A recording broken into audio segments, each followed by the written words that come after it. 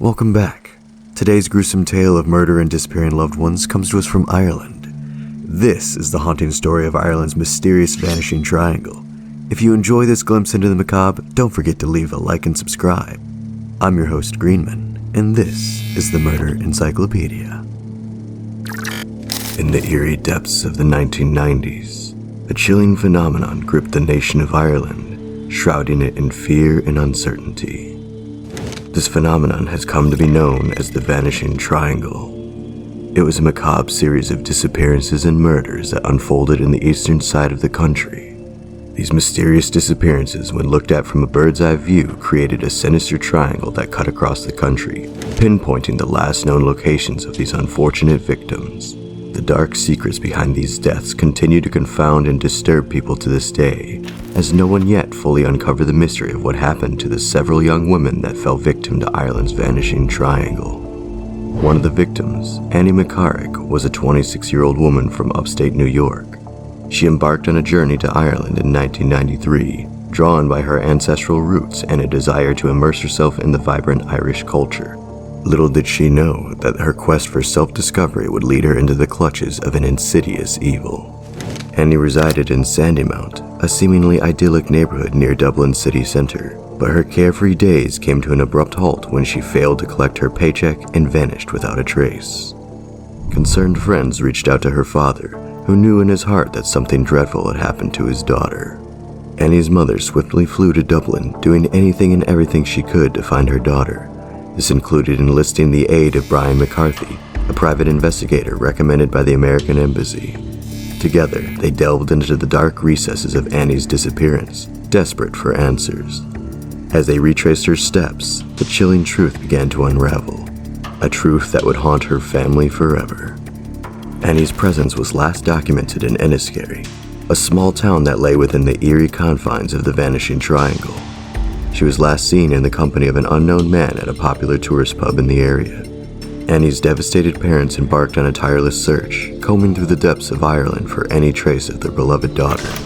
Yet their efforts were in vain, and their hearts grew heavy with sorrow as they returned to America, forever denied the solace of knowing Annie's fate. As the news of Annie's disappearance reverberated through the nation, another woman watched with a heavy heart. Colette McCann, an Irish woman who empathized with the pain and anguish. Little did she know that fate had a sinister twist in store for her as well. Just 12 short weeks later, Colette found herself thrust into the abyss of despair. Her own daughter, Eva Brennan, vanished into the night. Eva was a troubled soul who battled depression, but had seemingly found a sense of contentment before her mysterious disappearance. Her family's last memory of her was an argument, a trivial dispute that would forever haunt them. All they had left of their beloved daughter was the jacket she had left behind on the night of her disappearance. This was just the start of the many disappearances that were about to hit Ireland. The small village of Callan would be the next stage for another disappearance. Josephine Dullard was a spirited 21-year-old woman who possessed an adventurous soul that led her on journeys between Callan and Dublin. It was during one such expedition that the tendrils of darkness ensnared her, erasing her from the tapestry of existence. November 9th, 1995, Jojo embarked on a bus journey, blissfully unaware that it would be her last. In Dublin, she met friends at a pub where they had a merry time. However, a twist of fate left her stranded. She missed her scheduled bus home. Desperate for a ride, she hitched two cars that carried her closer and closer to her home. But when she got into that final car, 30 miles away from home, is when she disappeared. The identity of the driver who picked her up that fateful night remained a mystery, and Jojo was now another cautionary tale of the dangers that hide in the dark. More women would fall prey to these mysterious disappearances, and the decade marched on. There was the case of Imelda Keenan, who lived in the town of Waterford. On January 3rd, 1994, Imelda stepped out of her apartment and never came back. Imelda told her fiancé that she was going to the post office to collect a social welfare payment and some cat litter. The last confirmed sighting of Imelda was captured by a witness who watched Imelda cross the street in the clutches of an unknown predator.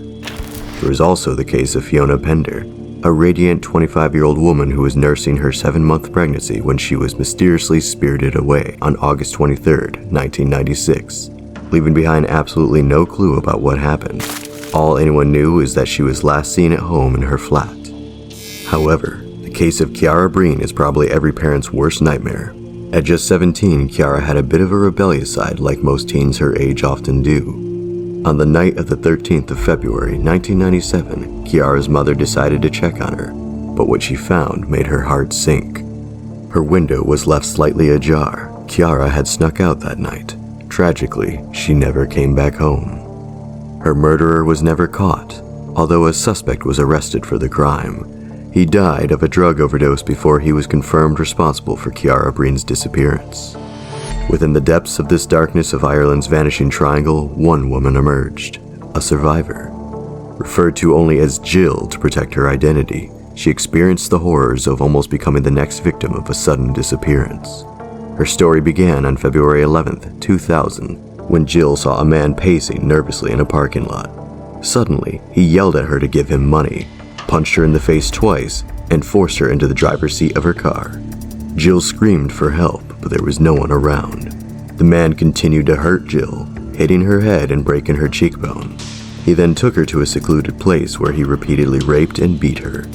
Afterwards, he brought her to a mountain called Spinnan's Cross in the Wicklow Mountains, an area suspiciously close to where another victim, Annie McCarrick's body, was found. There, he continued to assault Jill. In a moment of despair, Jill told the man to use a gun to end her suffering because she couldn't bear it anymore. But just as he was about to strangle her, a bright light streamed out from the darkness. Two hunters happened to be there and recognized the man. He quickly fled in his car, and Jill was finally safe. The perpetrator didn't get very far, though. The very next day, he was arrested by the police. His name was Larry Murphy. Larry Murphy was tried and found guilty. He ended up receiving a 15-year prison sentence. However, due to his history of similar crimes, suspicions arose regarding his potential involvement in several unsolved murders. One case of interest is the murder of Annie McCarrick in 1993, when Murphy would have been 27 years old. While he is still considered a person of interest in this case, authorities have shifted their focus, and Murphy is no longer the primary suspect. Although he remains under scrutiny, he is not at the top of the list, as per a source from the Irish Independent. Another disappearance that ties Murphy to the spotlight is that of Jojo Dullard.